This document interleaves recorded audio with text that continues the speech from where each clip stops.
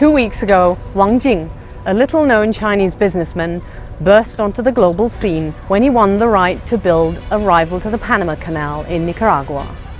For a century, the Panama Canal has been the go-to shortcut for global shipping, a watery highway linking Atlantic and Pacific.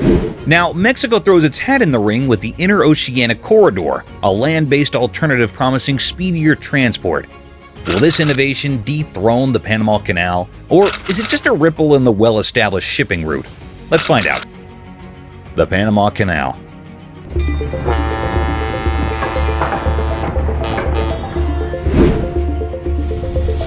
From the initial idea, the dream of the Panama Canal was shipping goods from Asia to the east coast of the United States, which took months instead of weeks. The canal today is a massive 51-mile artificial waterway carved through the Isthmus of Panama, a narrow land bridge connecting North and South America. Its construction was a massive task, accompanied by financial downsides, engineering challenges, and political battles. But the payoff? A game changer for global commerce. The idea of a canal at Panama wasn't new, though. Early explorers in the 16th century envisioned a shortcut between the Atlantic and Pacific Oceans. The French took a stab at it in the 1880s, but disease, landslides, and financial mismanagement forced them to abandon the project. Then came the United States in 1904, with a renewed vision and a determination to learn from French mistakes. The U.S. took control. The project was spearheaded by Theodore Roosevelt, a president you may all know for his big stick diplomacy. The U.S. approach was, well, a bit complicated. First, they tackled the biggest health threat, yellow fever and malaria. Sanitation efforts led by the brilliant Dr. William Gorgas dramatically reduced disease outbreaks. This alone deserves a standing ovation, considering the project claimed over 27,000 lives during the French attempt. Next came the engineering marvel. The canal slices through dense rainforest and requires ships to be lifted 26 meters, or 85 feet above sea level. This is achieved through a series of locks, giant chambers that fill and empty water, raising or lowering vessels. 3 sets of locks, each with multiple chambers, were carefully constructed. You can think of them as giant elevators for ships. The price tag? A hefty $375 million in 1914 dollars. In today's money, that would be around a massive $10 billion. This massive sum was funded through a combination of government bonds, public offerings, and canal tolls, fees charged to ships using the waterway. The canal's impact was immediate. Before its opening, a trip from New York to San Francisco could take over 2 months, requiring ships to navigate the treacherous waters around Cape Horn at the tip of South America. The canal slashed this time to a mere 10 hours, creating a global shipping shortcut.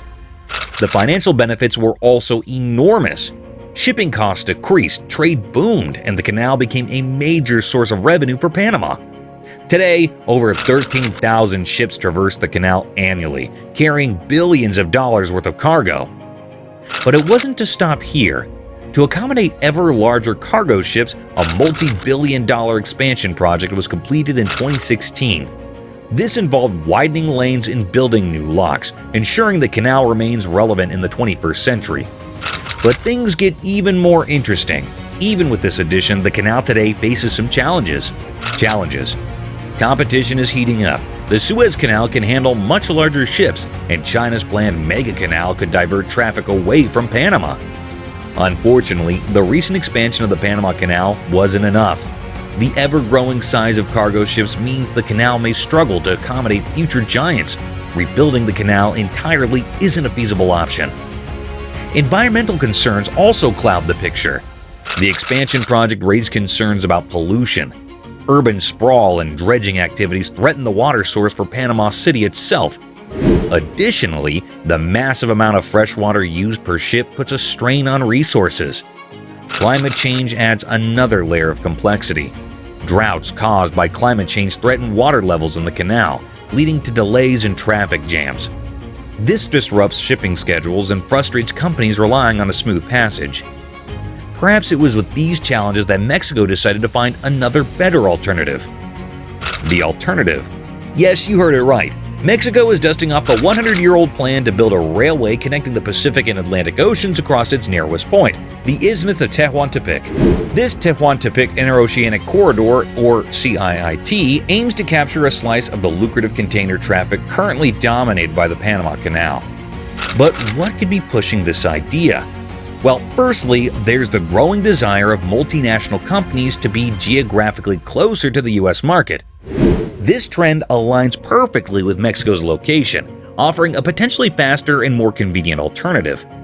Secondly, the Panama Canal has faced its own challenges. Droughts caused by climate change are leading to historically low water levels, forcing the canal to limit the number of ships passing through. The global effort to get goods to store shelves this holiday season could be slowed by a drought affecting the Panama Canal, one of the world's key shipping routes. The canal connects the Pacific and Atlantic Oceans, allowing ships to avoid sailing around the tip of South America. This has caused delays and frustration for shipping companies. And let's not forget the challenges we've looked at. The proposed 303-kilometer railway would connect the port cities of Salina Cruz on the Pacific and Coatzacoalcos on the Atlantic. To give you a clearer picture, think of a container ship unloading its cargo on one coast, sending it by train across the isthmus, and then reloading it on another ship for the final leg of its journey. This offers a new, potentially faster and more reliable option for international freight movement. Just like the Panama Canal, the idea of an interoceanic railway in Mexico isn't entirely new. The original Tehuantepec line, built in 1907, met with initial success. However, the Mexican Revolution and the subsequent opening of the Panama Canal significantly impacted its visibility. Now, a century later, Mexico is hoping history won't repeat itself. As for the budget of this project, we could consider it generally cheaper than the Panama Canal. The project's $2.8 billion price tag might seem cheaper, but it's still hefty. But it comes with some interesting financial considerations.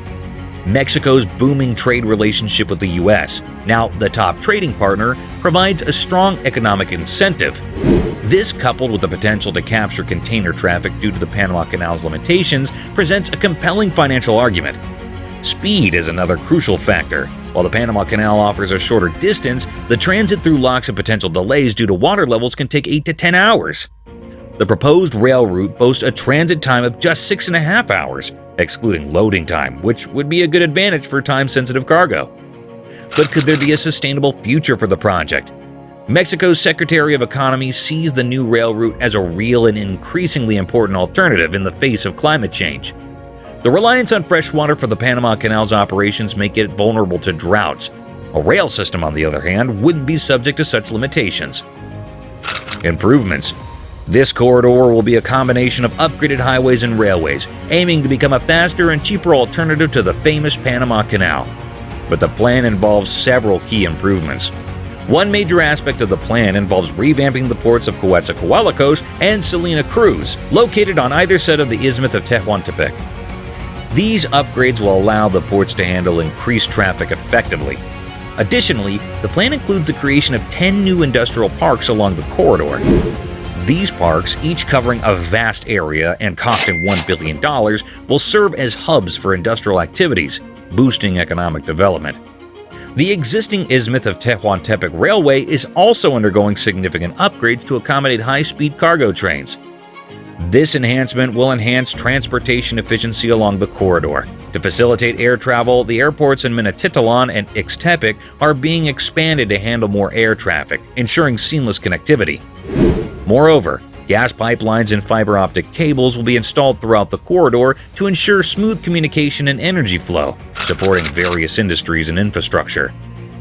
And to add on all that, the existing highway will be doubled in size, expanding from 2 lanes to 4 lanes. This upgrade will result in wider roads and smoother rides for commuters and cargo transportation alike, further enhancing the efficiency of the corridor.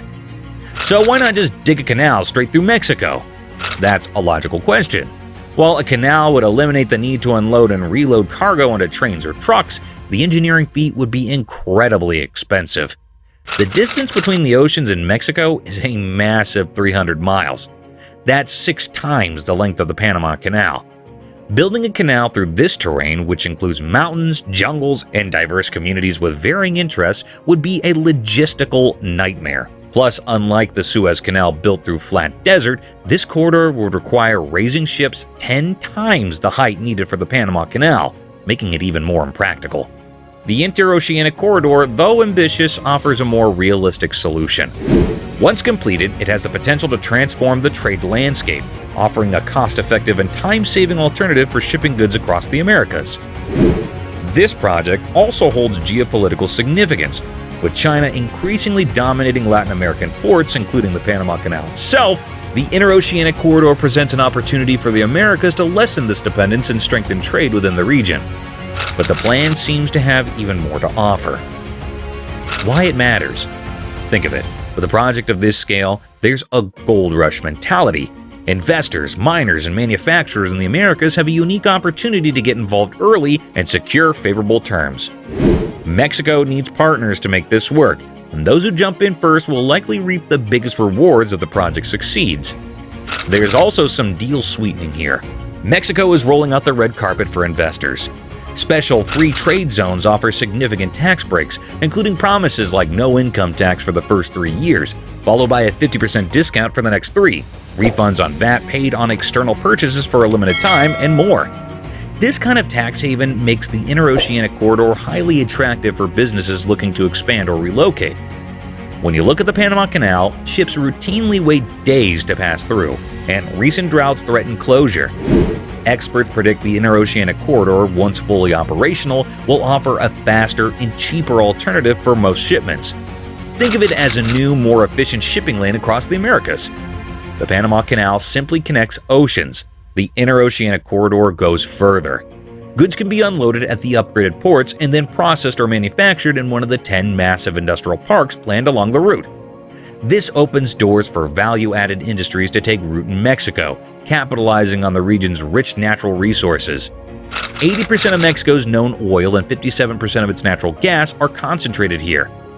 And could it also be a political cure?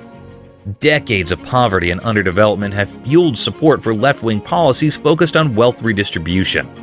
The interoceanic corridor, with its promise of job creation and participation in the nearshoring boom, bringing manufacturing closer to home, could incentivize future governments to prioritize pro-market policies for continued growth rather than wealth redistribution.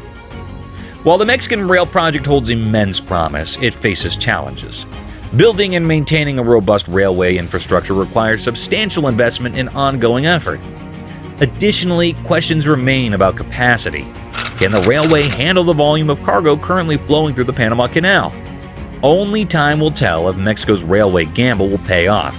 However, it undeniably injects an element of competition into the global shipping landscape. What do you think?